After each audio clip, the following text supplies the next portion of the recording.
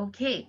Hello, everyone. I'm very pleased to, have a little few series of little snippets of pearls that we have been taught by our Guruji, and some of the stuff we have picked up over time when we are doing the Vedic Synastry, for which is nothing but couples matching.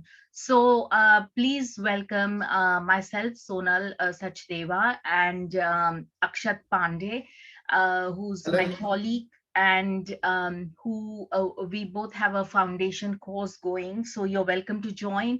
We have we've already began one of our workshops on the sacred sounds of Sanskrit, which every Jyotishi should know.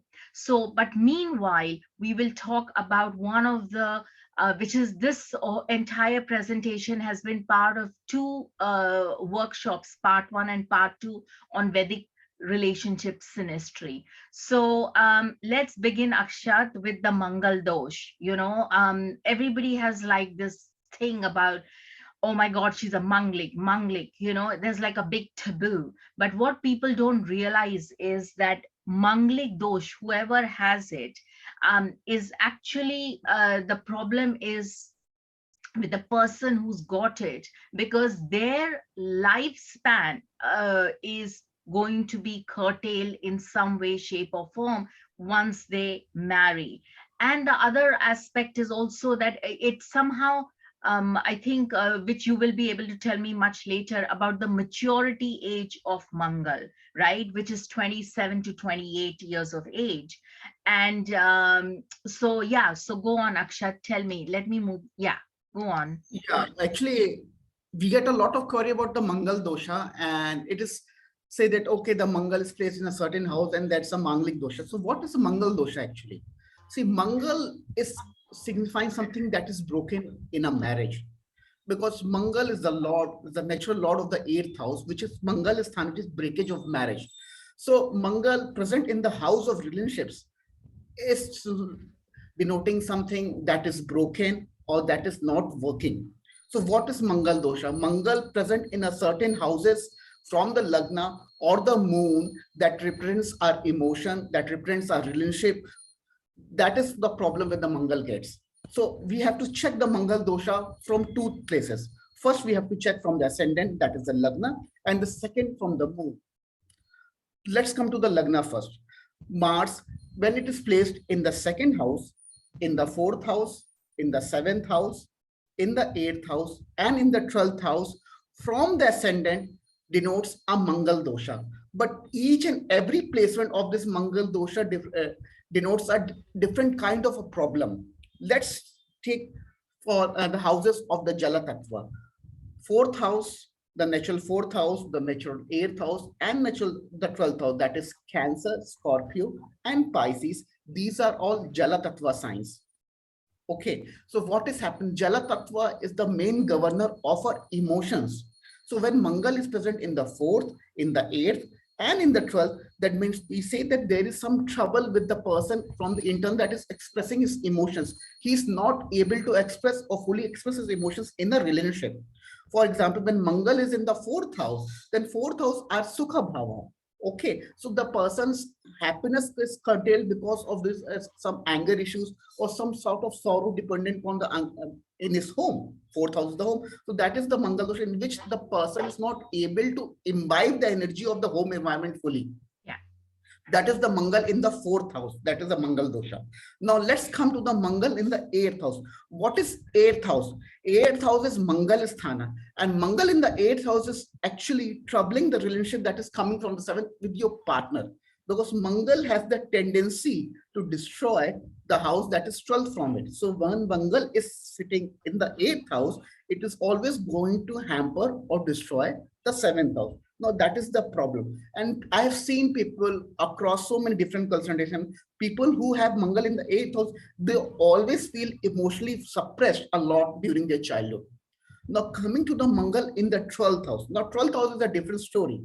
12th house is the bed, is the marriage bed.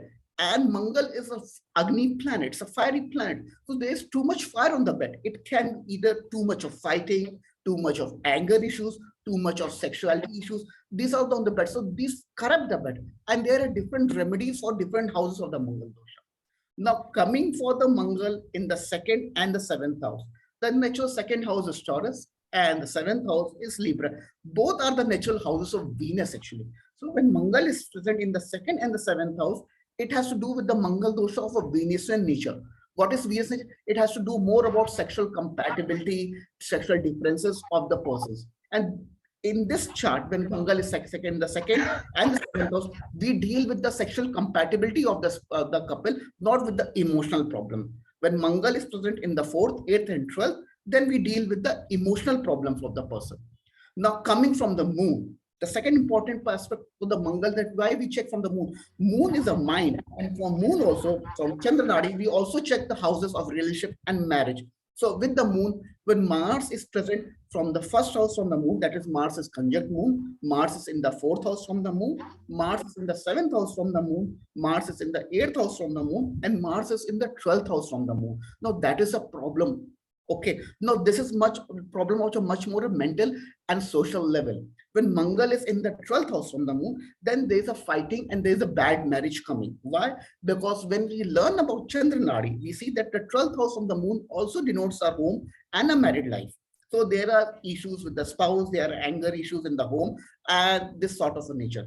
And when Mars is conjunct moon, now that is a Rudra yoga over there. Mangal and moon are forming a Rudra yoga. Then when there are anger issues with the person, he needs to deal with their anger issues in order to make his relationship work. Fourth house from the moon is called Adam, and it is actually inflicting damage on the moon. Then again, that is a problem with the moon. The seventh and the eighth house from the moon is that the spouse, the other party is having anger issues, and you have to deal with it. So these are the houses of Mangal dosha. So suppose if the Mangal is present in the inner half from the moon, that is in the 12th and the first house, then you are having, and the fourth, that you are creating a problem and you are having anger issues. When Mangal is in the seventh and the eighth house from the moon, then the spouse is having a problem of creating problem. This is how we check for certain Mangal doshas, and there are a lot of prescribed remedies for Mangal dosha. And there's a myth that a Manglik person should marry a Manglik person. That is not true. Yeah. Okay, that is not true. That is not true. A Mangalik person is something that he has something got broken in a relationship, and it is okay if he marries someone who's not Manglik. It will be better, because if two persons are having Mangal dosha and they got married, they will not be bothered to cure that thing. Mangal can be only overcome by the grace of Divine Mother, and we do different types because moon is the power to overcome Mangal. Then we check for Venus also. Absolutely. Yes. And also there's another dictum, I think from Parashara, which says that Mangal 12th from the house, which is wherever Mangal is situated, wherever it sits, 12th from there is it destroys that house. Yeah. You know? Yeah. So if you have, let's say, Mangal in the 12th house, so anyway, there is a Gandanta issue going on, a kind of a Gandanta, because it's the 12th house is the natural Pisces water house, and Mangal is a fire. So, it's like destroys that house. But more than that, of course, there is rage and anger issues, as you said. But the 11th house, which is the Guru, house of the Guru, in a way is going to be a problem there. And it's also, the 11th house is also the 5th house from the 7th. So what is Priya? What is very much favorable to your spouse? That is the Priya Bhava from the 7th house. So you are destroying what your spouse is loving. Absolutely. And then it will, Mangal will Mangal is a brahmachari, and planets in the 12th house work as a neshtra graha. So brahmachari and neshtra, I mean, Mangal is not interested in, that is why it's got a very low pada drishti on the 7th house, as from 7th, and hence Mangal is not interested in. When if it is in the 12th, it has its graha drishti in the 7th house, which is a problematic one, obviously, because 7th house is house of contracts. Is very problematic. Yeah. And the other situation is when Mangal is that is the yes, because the Mangal in the 8th will destroy the 7th house, on any kind of relationships. It won't affect, it won't let it form those relationships. So of course, there has to be a remedy. But for the 12th house, I think it is only the rishis that can alleviate the situation, right? Yeah. Yeah. Yeah, 12th house, if Mangal is placed in the 12th house, then we have to worship the Rishi accordingly. And for Mangal in the 8th house, we have different remedies. We have remedies like Kumbh Viva, in which you marry a people tree or a Tulsi Viva for men. That is how the general remedies work in India. Because what is happening when the Mangal is in the 7th, 8th house, what is happening? It is destroying the 7th. The first marriage which is coming from the 7th house is getting destroyed. Then we Yeah. move on to the second house. That is the second marriage. So we do that Kumbh Viva. Girls marry a statue of Lord Vishnu, and men marry a Tulsi tree or Arka tree. Different traditions have different ways of having Kumbh Viva or Arka Viva over all over the Indian continent. Yeah. Okay, so we have to see that. We have to see what problem is Mangal is giving actually. Okay, if Mangal is in a 12,000 Rishi mantra, why Rishi? Because Rishi is giving you knowledge to pacify that anger. Because 12th house is also where the house where the rishi are sitting. It is the ashray. It is the home of the guru. From ninth, it is the 4th house. Yeah, and This it is is a really hari, and it is a hari yeah, bhava from the 11th house, yeah, is the second house. So the 12th house is a very, very important house. It is our final destination. And even Mangal in the second house is usually problematic for the native, because from the Lagna, because it is, you are going to destroy your own intelligence, your own all viveka intelligence. is going to go into a problem. You won't be able to think clearly. It's a problem, the second house Mangal, right? Yeah. So Yeah, okay. second house Mangal is a problem here because it's you're going to destroy your own viveka. Then Mangal is aspecting the ninth house. Also, there can be anger towards your dharam. Also, we Yeah. have to see that whether you're going to follow your dharam or not. And because second house is the house of Venus, then there's a sexual incompatibility. The best remedy for Mangal in the second and the 7th house is only one spouse. Sri Ram has Mangal in the 7th house, and he followed the rule: only one spouse, no one else. If Mars is sitting in the 7th house, only one spouse. That is all. Absolutely. Absolutely. Because Mangal has only one pada of Kamrishi. Mangal said, if you follow this rule, Mangal in the 7th can give you a lot of good things in life, Well, but of you will course, have to do because something. like Sri Ram, everything was, he destroyed all his enemies. So Mangal in Yeah, the seventh, because it's, the sixth house becomes the 12th from Mangal, it will completely annihilate all the enemies. So yeah. it's actually a very, so never fight with somebody with Mangal in the seventh, right? Yeah, Mangal in the 7th. The person has only one condition for Mangal in the 7th, one spouse, nothing Yeah. else. If a So, person is having Mangal in the 7th house, if he has one spouse, then there can be no problem at all. That Mangal will always protect that benefit. The moment the person's character dwindle and there are some other person in the relationship apart from the spouse, then Mangal will wreak havoc. yeah.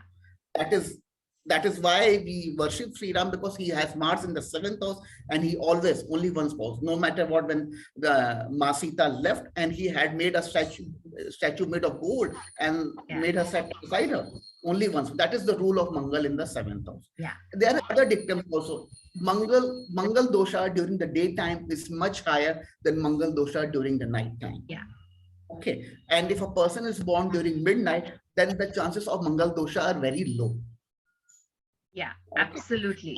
And we have some rule that Mangal matures at 27, at 27 years of age. So we usually take 27, 28, 29, 3 years. If Mangal is sitting in the 7th house or in the 8th, we definitely say that, okay, marry after 28 years of age, so that Mangal has matured. What is maturity of Mangal? By that time, you're able to actually, you're able to control your anger issues. That is Absolutely. what Mangal is maturing. The planet that is giving you the maturity to think, oh, don't be rash, don't act rashly, or don't be act in a hurry. Think about it. Mangal is extremely hurried. No, just do it, do it, do it, do it. Yeah, That is absolutely. Absolutely. I mean, one of the biggest problems is anger and rage, and managing that anger in itself is, one of the greatest sadhanas one can do. So, yeah. For anyway, Mangal, if you have taken control of your anger issues, that Mangal is going to be good. And we see that is why when Mangal is aspected by Jupiter, it is said to be okay, then Jupiter is going to pacify that Mangal. Yeah. If you're having a Mangalic dosha in your chart and that Mangal is aspected by Jupiter, I mean full distry of Jupiter, either in the fifth house or ninth house, the Jnana distry of Jupiter, then you can get remedy of that Mangal. Yeah. If there's a Mangal in Jupiter conjunction in your chart, then always make sure that Jupiter is always stronger than the Mangal. Yeah. Okay, if Mangal gets stronger than Jupiter, then that is a problem. Jupiter always has to stay strong in Mangal, and that is a very high dictum. Look at it, Sri Ram. He has Mangal in the seventh house aspected by Jupiter. If Mangal in the seventh house is aspected by Jupiter, it's a very, very high power of yoga. That is something very, very serious. People Yeah. doesn't do not know. Guru Mangal Yoga. Yeah. Very, Yeah, very yeah. If powerful. Mangal is in the seventh house and is aspected by Jupiter, you can take any persons who are famous with the public. They always have Mangal in the seventh house aspected by Jupiter, and they have to make sure that Jupiter is always strong. Yes. And it's nuts actually. It's very, very powerful yoga. Mangal in the seventh aspected by Jupiter. Any house where Mangal is sitting and it's aspected by Jupiter, that house becomes very important in your life. This is something extra. This is not in Vedic Synastry, but I just wanted to give you a view about it. Okay, lovely. Thank you, Akshat. So, and also there's another placement, third placement we would look at also from Venus as well, which we haven't covered. But I would Yeah. say that even Venus is important. You know, Venus with Mars creates a lot of conjunction, will create a proper Gandanta yoga, you know, where fire and water elements are coming together. The tattvas are at completely annihilated, are going to annihilate each other, you know, Jala Tattva and Prithvi Tattva. So it's going to be a problem. So, yeah. Yeah, Anyway, yeah. Whenever we have Venus and Mangal conjunction, actually, and if it's happened in the female chart, always make Venus strong. yeah, Always make Venus strong. Whenever there is a Mangal in Venus conjunction in a female chart, because Mangal, we say that Mangal is a brahmachari, but the problem is if a planet is denied something for a very long time, then it can lead to excessive sexuality also. Females who have Mars and Venus conjunction, it may be a yoga of very high energy, but they are very, very, what we say, prone to sexual abuse. So that is why we always do that. That is why we always make Venus strong for them. yeah. And one of the best mantras is that Vastram me dehi shukrai nama. Always make Venus strong for women if they have Mars and Venus yoga. Yeah. But in auspicious signs like Cancer or Pisces, where Venus, of course, in Pisces is naturally very strong, you know, so that's strong. Yeah, much positive. Though Scorpio is a different story altogether, you know. So Scorpio, yeah, Mangal in Scorpio, Mangal in Capricorn, Mangal in Aquarius is absolutely worse Mars. Yeah. If this yoga is happening in Taurus or in Cancer, then the Mangal is not going to be a problem, because by the grace of the moon, one is exaltation and Mula Trikona of moon, and one is the Swachetra of the moon, Mangal is under control. Absolutely. Okay. So Mangal is under control. But if it's happening if the Mangal dosha is present in if the Mangal dosha is there and Mars is sitting in Capricorn or in Aquarius, then or in Aries or in Scorpio, then you had it. It's a very, very big problem. yeah. Mangal is out of control. Too much sorrow and too much fighting the person has to see in his life. Even though it's your Lagna Lord, I would say. Even though. So see, is your Lagna Lord, that is your Lagna Lord strong, you're strong-headed, everything. But what about the destiny of the planet? The planet will give its natural significance. Absolutely, absolutely. So anyway, thank you, Akshat, for that little pearl. Shall we move on to the matching, the third level matching, which we missed? Yes. Shall we go on to that? So we covered, like, you know, the first level matching, like, you know, where the one person's chart and the other person's chart, there are three pillars that you have to see. Actually, four. One is the Lagna matching. The other one is the Surya Sun matching. Then the Moon matching. And then finally the seventh house matching, right, Akshat? And yes. Obviously the trines, you have to first see just the, like, you know, the Aries Lagna and Leo Lagna. I mean, they're in trine. So that's kind of like the very basic first level, like it's like the really fundamental novice level. And then if it is in like a samasaptaka, which is 1-7 from each other, then it's very positive, as we will see in our example later. It's like Gemini lagna and Sagittarius lagna, very nice match. If it is angular kendra, very good compatibility. So again, Virgo and Gemini, extremely positive. 6-8 relationships obviously are not good because they involve a lot of deaths karmically, and a lot of work is involved. And the Jupiter, the Akash Tattva has to be then very strong. One of the persons need, like a Jupiter in Pisces or a Jupiter, exalted Jupiter in Cancer, to literally pick the relationship up and make it work. And I have seen that even through experiences, like personal experience, that Jupiter in the spouse's chart needs to be strong. In fact, in both, but Yeah. definitely one of them needs a strong Jupiter to hold it together. Otherwise, it will not work. and and of course they need to worship and chant the Rudra and all of that. Then 212, is one of the worst because it has a flavor of Venus, because it's like loss. And then somebody will use each other as like a money bank, or like a ATM machine, like keep giving me money, money, money, and that's it. So beware of that. Then the mutual 311 is possibly one of the best, because the trouble with trines is that often it's like a parent children relationship happens, but with mutual 311 it is fantastic. There's a very nice friendship, where you can chat with each other. There's a very good companionship, so that all works.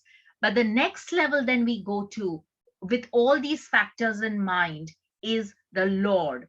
So we see the Lord of the Ascendant, and the same rules apply, right? And then Yeah. same too as the Suryapati, that is the sun sign Lord. We check the sun sign Lords, and we check for all these 4 factors. Then the other thing we check is the Shubhapati, which is the moon sign Lord. And then we check all of those 4 factors, whether they're 311, the moon sign Lords, or not, or, and so on and so forth, or whether they are in conjunction. That means they're in kendras to each other, fantastic. Or you may share the same moon Lord, like Akshat, you, if you had to get married to somebody and your moon sign is in Virgo, right? And so it should be somebody like, hopefully, somebody else's moon sign would be, let's say, you know Pisces or something. So that's it's Samasaptaka, it's Yeah. Jupiter. And also very nice if, that kind of a thing. Yeah. It's positive. Or Gemini moon, because the same lords are Yeah. present, and so on and so forth. And but the your lord, for dual signs, like, sorry, dual signs which have dual lordships, then We we take the take body planet. We take take both the the body. lords and consider it. So then the third level we come to is where we see what each planet is doing, that lord is doing in each of the charts of this, the prospective charts. So for example, Akshat, your moon is, let's say, in Virgo. It has got 2 lords. One is it is Mool Trikona Yeah. for Rahu, and it is Mercury, is the other lord. So, and if somebody's moon Yeah. sign, let's say, is in Pisces, so their lord will be Ketu and Jupiter. So that means you will have to match, Yeah. see in your chart if there is Jupiter and Ketu are in trines, are in Sharashtaka, or they are in, sort of Kendra to your Rahu and your Mercury, and Okay. similarly for Yeah. them as well, we will check how they are Yeah. doing, so it is a little bit Yeah. fiddly. So we'll take a little quick example, and then we will have a look. So for example, this is Kurt Russell's chart, fantastic Gemini lagna, moon in Gemini on in the Lagna, and a beautiful Surya Mercury Mars in the 10th house. Absolutely fantastic. Jupiter is in is Atmakaraka. So obviously, Jupiter being Atmakaraka, and it is in Parivartana. Is it in Parivartana? Yes, it is in. No, it's not in Parivartana with Not Shani. Parivartana. Sorry, No, no. not in Parivartana with Shani. Shani and Rahu are in Parivartana. Yes, And we see that the seventh lord is the Atmakaraka itself in this chart. correct. Okay. So So the marriage is going to be a very, very karmic marriage. Now we matched everything. yes. So now we come to Goldie Hawn, the one in the pink, Goldie Hawn. Now she went through many, many, many marriages. I mean, like I think at least 3 to 4 marriages before she met him. But they have been together. I'm not sure they have a daughter together. I'm not sure they are married, but they have kind of like they are in a spousal relationship for almost 40 years. Absolutely fantastic. And look at her, she's Sagittarius Lagna, superb. And if you notice that her the moons are also in the same sign, so that makes it like very positive. So if you see, let's begin with the Lagna first, Akshat. So Lagna, the lord for her is Jupiter, Yeah. right? Let's do look at it this way. They're both the Good. charts. The one in the Yeah. blue background is Kurt Russell, and the one on the left hand side pink is Goldie Hawn. So if you see, her Lagna lord is Jupiter, which is in the 10th house. His Lagna lord is Mercury, which is also in the 10th house, right? Now, so both the ones are in Kendra to each other, Jupiter and Mercury. But let's see if there is an aspect in her chart with Jupiter and Mercury. Wow, Jupiter is in 311 to Mercury, and it's like a sextile, Yeah. and not just that, the third house from Jupiter is Achadana, and Mercury is her Atmakaraka too. Superb. And for him, Kurt, it is Jupiter is his Atmakaraka. So it's like a match made in heaven. Atmakaraka is your soul karma on a very, very deep level. So he has attracted a Sagittarius Lagna in keeping with his Jupiter Atmakaraka, and she has attracted a Gemini Mithuna Lagna in keeping with the Mercury Atmakaraka. Absolutely fantastic. So for her, from her point of view, he's a great companion, and they are known to chat and have like a great companionship, and they go about doing things together. He supports her all her yoga and all her spiritual pursuits, all of that they've done. It's a superb relationship. Now let's see what Jupiter is happening, what's happening in his chart. Now for him, the Lagna Lord is Mercury, and it is in Jupiter's sign. So even though Jupiter is 12th from Mercury, but it is in Jupiter's sign. So that's in itself is very, very positive, right? Yeah. Yeah. So anything you want to add before we move to the No, Surya? yeah, because we see that it's a very, very karmic chart because they were made, because there was some past life, lot of past life karma for them to be fulfilled in this life, and that is why they became husband and wife. Of course, We can of see that. We course. can see that Goldie Hawn is having too many relationships. All these marriages break because we can see that Mangal is in the 8th house, destroying the 7th house, and she was waiting for this Mercury to come, which is his Atma Karaka.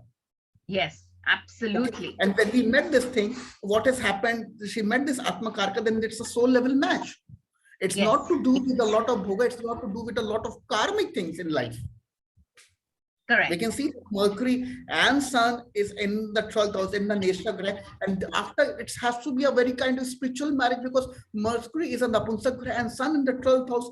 After marriage makes you spiritual. You have to go into spiritual direction. You Yes, take any chart with Sun in the 12th house. absolutely, Okay. absolutely. Yeah. So that is how this is happening. And in her chart, what is happening? She is coming with the Jupiter, which is a fantastic Jupiter in the 10th house, and he is having a Guru Chandal Yoga, and this girl is coming in his life.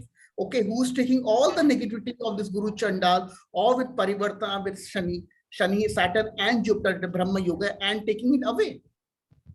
Yeah, Okay, you absolutely. can see this. Her Jupiter is so totally fantastic over here. Yeah. And And this And Goldie Horns is giving him the strength of the Jupiter, because we have to see, because we can see over here the Jupiter is quite weak in the chart. Yes. It's combust. There are issues. And when he met Goldie Hawn, this Jupiter is coming out of this, because by the power of his planet, which is his Jupiter influence, that is how spouse complement each other. Absolutely. And it is a very, very good relationship. Even they are like in their 70s now. And, they keep talking about how they have been like together for so many decades. And in spite of her, like having children from her previous marriage and, yeah, so on and so forth. Now, another thing I wanted to highlight is let's move to the sun, because the sun is our sole purpose ultimately. Her sun has got two lords in Scorpio, or because it's Scorpio, Ketu, which is in exaltation, and the other one is Mangal, which is in debilitation. It's in Cancer. And his sun again has got two lords, which is also Ketu, because his sun is in the 10th house in Pisces, and the other lord is in Pisces. So the Jupiter is one of the lords, and the other lord is Ketu, which is in in a fixed sign in Leo. But Leo. There's a yeah, Parivartan and Ketu also. That is absolutely. happening. Yeah, so the sun, so we see now, if we see the sun sign lords like Mangal and Mars and Mangal and Jupiter. For her again, Mangal, and if you see the cursor, they are in 311 to each other. Mangal and Jupiter, fantastic. So here also Mangal and Jupiter are not 311, they are 212 to each other. And but the Ketu is opposite Jupiter, and that is very, very positive. Ketu is opposite. Yeah. So so that makes it a lot of positive stuff, isn't it? Because by the virtue of this Parivartana also in Kurt Russell's chart, we can take as that sun is behaving as in Leo. Okay. Anyway, Okay, Akshat, that the I have sun to. is behaving as. Okay, yeah. So we may have to pause. Sorry, we will continue this again, Akshat.